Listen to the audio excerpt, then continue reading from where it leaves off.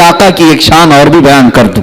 मेरे अजीजों, हमारा ये जलसा, यहां जो रौनक लगी हुई है, इसी के चलते हुए, इसी को मिसाल में रखते हुए अर्ज करता हूं। आप महसूस करते हैं कि यहां पर दुनिया का एक दस्तूर है, ये स्टेज आपने सजाया, सुबह से हो सकता है सजा रहे होंगे, वॉलेंटियर यहां पर तरतीब दे रहे होंगे, यहां पर बहुत सारे कारकुनान मेहनत कर रहे होंगे, फूल लगाए, स्टेज सजाए, और किसके लिए सजाए? एक मुकर्रिर आएगा, एक खतीब आएगा, ये उलमा आएंगे, इसीलिए। चले मैं दूसरी मिसाल देता हूं। आपके यहां शादियां होती, शादी में भी मंडप सजाया जाता है, या हॉल में होती है आपके यहां, हॉल में बहुत सारी चीजें सजाई जाती हैं, कुर्सी रखी गई, फूल लगाए गए, हर तरह से ज़ेबो ज़ीनत किया। किसके लिए? या दूल्हे के लिए ना। बाराती पहले आ जाते हैं कुछ इस्तकबाल करने के लिए, फिर दूल्हा आता है, कुर्सी पर बैठता है, निकाह हो गया और खाना खा लिया लोगों ने, और उसके बाद रुखसती हो गई। दूल्हा अगर चला गया तो मुझे अब जो बात कहनी है वो ये है, ऐ मुसलमानों, सच बताओ, दूल्हा चला जाए महफिल से तो क्या वो सजावट वैसी रहेगी? क्या वो हाल में ज़ेबो ज़ीनत वैसी रहेगी? सब निकाल दिया जाए। अरे शाम होने से पहले पहले हाल बेहाल भी होता है, बहुत सारी जगहों से सारी जीनत और सारी ज़ेबो आराइश खत्म कर दी जाती। उनसे पूछे मियाँ क्यों नहीं रखते? कहा अब दूल्हा गया तो फिर अब ये सब चीजों की क्या जरूरत? ये दूल्हे के लिए सजाई गई थी। दूल्हा आया, निकाह भी हुआ और चला गया, अब हम ये सारी लाइटिंग निकाल देते हैं, फूल निकाल देते हैं, कुर्सी हटा देते हैं।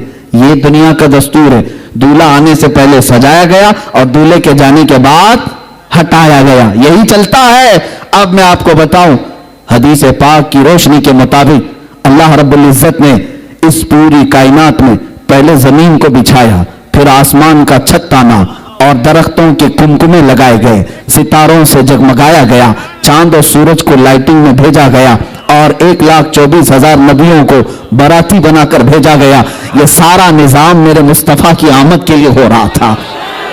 ये सारा निजाम रसूल पाक की आमद के लिए चल रहा था। इसीलिए तो हजरत इदरीस भी कहते हैं मैं असल नहीं, मेरे बाद एक नबी आने वाले हैं। मूसा भी कहते हैं मैं असल नहीं, मेरे बाद एक नबी आने वाले हैं। ईसा भी कहते हैं मैं असल नहीं, मेरे बाद नबी आने वाले हैं। सारे लोगों ने कहा कि मुस्तफा आने वाले हैं। वो सब बाराती के तौर पर हुजूर पाक की आमद का इंतजार करते हुए अंबिया आए। मेरे अजीजों, ये जमीन का फर्श और बिछोना, ये आसमान का छत और ये दरख्तों के कुमकुमे, ये समंदरों का लहलहाना, ये खूबसूरतियां, तारों का जगमगाना, चांद और सूरज का झिलमिलाना, ये सारी चीजें मेरे मुस्तफा की आमद के लिए थी। अब बात मैं आपको बता रहा हूं, रब्बे जुल जलाल ने फरमाया लौला का लमा खलक़तु दुनिया वला फलाक वल अर्दी। ऐ महबूब, अगर आपको पैदा करना ना होता, न मैं आसमानों को बनाता, न जमीनों को बनाता और न ही दुनिया को बनाता। ये सब चीजें ऐ रसूल आपके लिए बनाई गई। अब हम समझते हैं मेरे मुस्तफा के लिए बनाई गई।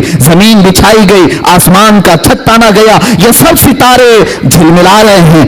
अब मैं ये कहना चाहता हूं, वो दूल्हा 12 रबीउल अव्वल शरीफ को पीर के दिन जलवा फरोज हुआ और मदीना तैयबा में रूपोश भी हुआ। 63 साल की जिंदगी मुस्तफा करीम सल्लल्लाहु अलैहि वसल्लम ने जाहिरी तौर पर तमाम इंसानों के सामने गुजारी और उसके बाद जब मेरे आका तशरीफ ले गए, अब मैं ये कहना चाहता हूं मेरे अजीजों, दुनिया का तो दस्तूर ये है कि दूल्हा चला जाए तो कुर्सी हटा दी जाती है, दूल्हा चला जाए तो ज़ेबो ज़ीनत खत्म कर दी जाती है और लाइटिंग हटा दी जाती है, फूल निकाल लिए जाते हैं। मैं ये पूछता हूं, अगर मुस्तफा करीम सल्लल्लाहु अलैहि वसल्लम की आमद के लिए कायनात सजाई गई थी, जमीन और आसमान सजाए गए थे, सितारे और चांद और सूरज बिछाए गए थे, तो अब मैं ये पूछता हूं, मुस्तफा अगर चले गए तो ये सब चीजें अभी बाकी क्यों है? ये जमीन अभी क्यों है? ये आसमान क्यों है? ये तारे अभी क्यों चमक रहे हैं? ये चांद क्यों झिलमिला रहा है? ये सूरज अभी क्यों चमक रहा है?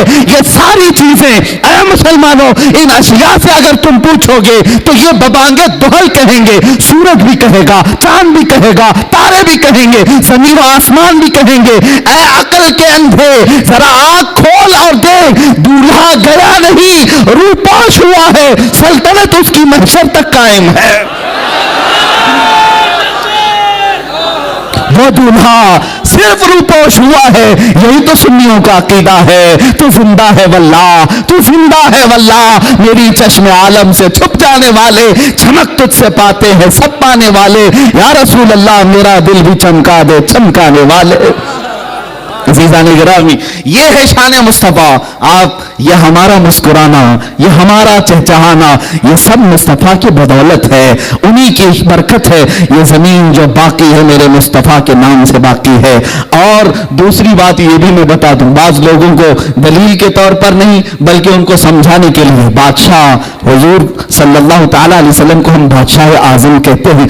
आज भी अगर हमारे दिलों पर किसी की हुकूमत है तो वो सिर्फ सल्तनत मुस्तफ़ा है, मेरे आका सल्लल्लाहु तआला अलैहि वसल्लम को। हाँ, एक बात ये भी, किसी ने हुजूर मुफ्ती आजम हिंद रज़ी अल्लाह तआला अन्हु मिंबर पर बैठे हुए थे, तकरीर के दौरान कहा कि मौजूदा सरकार ऐसी है, मौजूदा सरकार, गवर्नमेंट को सरकार कहते हैं, आपने बरजस्ता कहा सरकार का लफ्ज इस्तेमाल ना करें, यह गवर्नमेंट हो सकती है, सरकार सिर्फ मदीने वाले ताजदार का नाम है। मेरे आका सल्लल्लाहु तआला अलैहि वसल्लम को हम सरकार का लफ्ज इस्तेमाल करते हैं।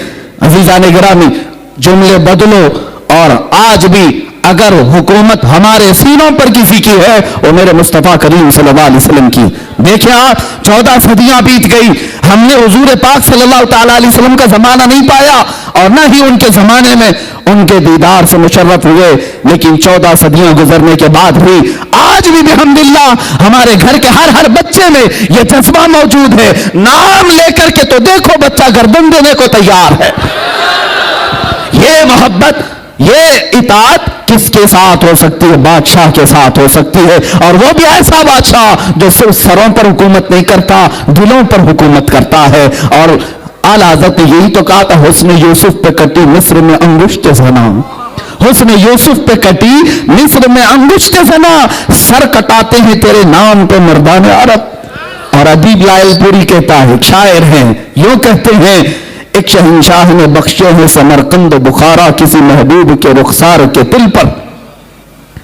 एक बादशाह अपनी महबूबा के रुखसार पर तिल, उस पर समरकंद और बुखारा 2 शहर उसने बख्श दिए, इनाम में दे दिए।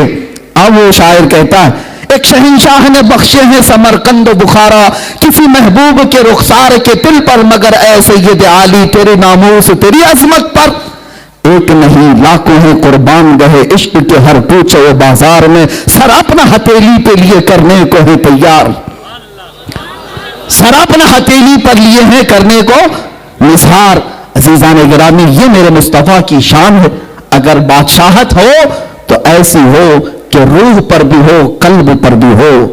आज मैं शान मुस्तफ़ा के सिलसिले में ये भी बात अर्ज करूं, दुनिया का एक कानून ये भी हमने देखा, आपका शहर तो हेरिटेज कहलाता है, बादशाहों का, राजे महाराजाओं का शहर है, और हो सकता है तारीख में तो पढ़ा होगा, आप तो नहीं देखा हो, बादशाह की कुर्सी लगती है और अगल बगल में वजीर भी होते हैं।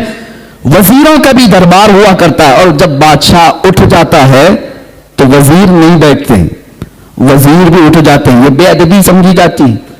बादशाह जब कुर्सी पर है तो उसके पहलू में वजीर होते हैं, और जब तक वजीर बैठे हैं, यह बादशाहों का निजाम होता था कि जब तक वजीर पहलू में बैठे हैं इस बात की दलील होती कि इसकी बादशाहत कायम है, कोई भी रियाया आए और सवाल करे।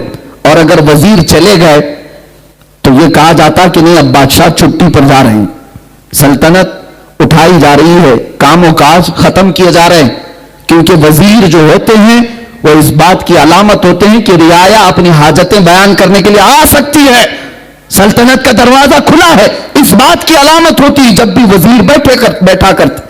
ये दस्तूर हुआ करता।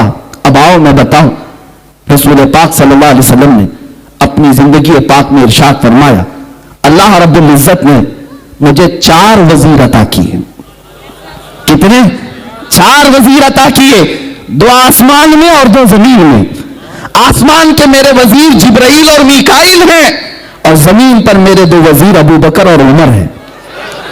और सारी हदीसें पढ़ना, हदीस के रावी यही कहते हैं, मुस्तफा आए, अबू बकर और उमर साथ में आए। हुजूर पाक सल्लल्लाहु अलैहि वसल्लम मुस्कुराए, अबू बकर उमर पहलू में थे। यही हदीसों में अक्सर आपको मिलेगा। कोई महफिल ऐसी नहीं मिलती जहां हजरत अबू बकर और हजरत उमर ना हो।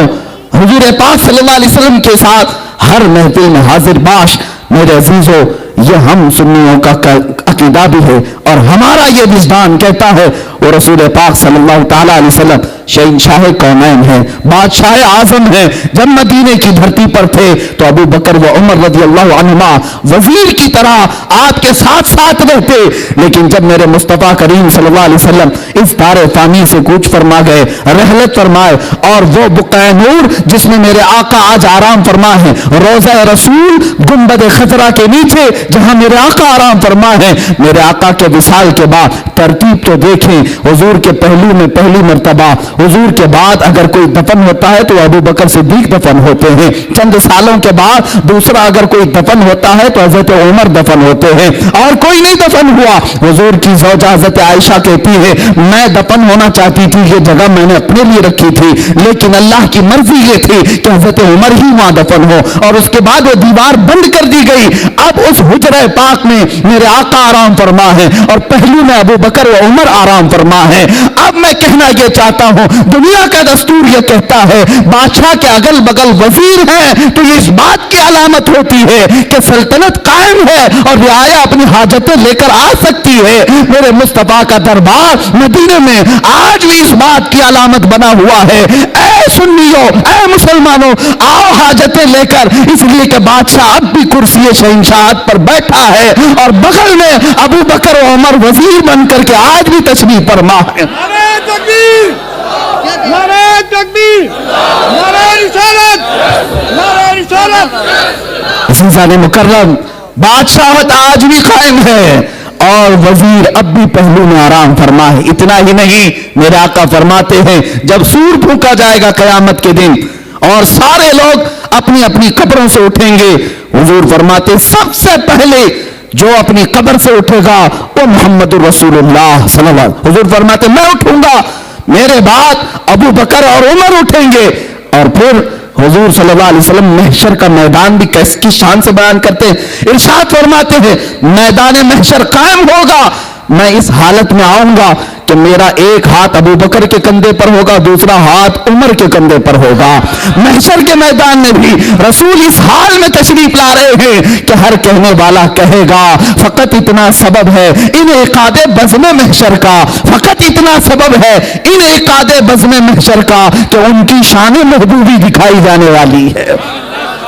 क़यामत के दिन भी ये बताया जाएगा कि आज शान है अगर किसी की तो सिर्फ शान मुस्तफ़ा है, मेरे मुस्तफ़ा सल्लल्लाहु अलैहि वसल्लम की शान है।